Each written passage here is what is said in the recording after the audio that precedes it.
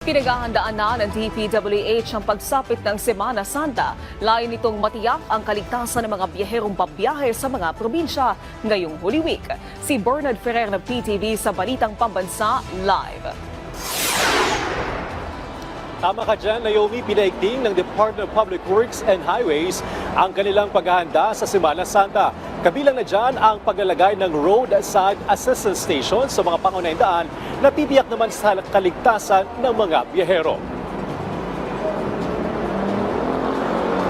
Bilang paghahanda sa inaasang dagsa ng mga biyahero ngayong Semana Santa, pinaigting ng DPWH ang kanilang regular na mga aktibidad sa mga kalsada sa bansa.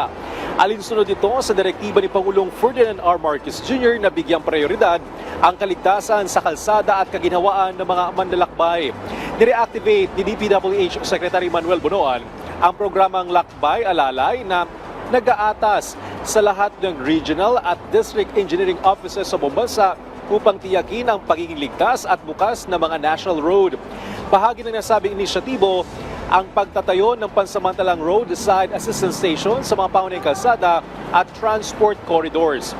Kabilang sa may sinasagawang maintenance activities ang pagsasaayos sa mga sirang bahagi ng kalsada, gaya ng mga lubak at bitak, repainting ng road markings, pag-aalis sa mga damo sa gilid ng daan, pagsasaayos o pagpapalit ng mga sirang roadside.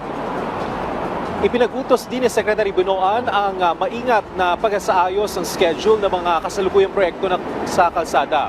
Binigyan din niya ang kahalagaan ng epektibong traffic management at mahigpit na pagsunod sa mga safety protocols sa konstruksyon. Magtatalagang DPWH ng mga lakbay alalay team na binubuo ng uniform field at crew personnel sa mga piling lokasyon sa National Road simula alas 8 ng umaga ng Miyerkules, April 16 hanggang alas 5 ng hapon ng Sabadong April 19. Tiniyak ni Secretary Bonoan na handa silang tumulong sa anumang roadside emergency 24/7 sa pakipag-ugnayan sa iba't ibang ahensya at local government units. Naomi, sa ngayon normal pa ang dating ng mga pasahero sa bus terminals dito sa EDSA Kamuning. Normal din ang daloy ng mga sasakyan para naman sa ilan nating kababayan na pinili na ngayon na umuwi sa kanilang lalawigan para sa Semana Santa. Balik sa iyo, Naomi. Maraming salamat, Bernard Ferrer ng PTV.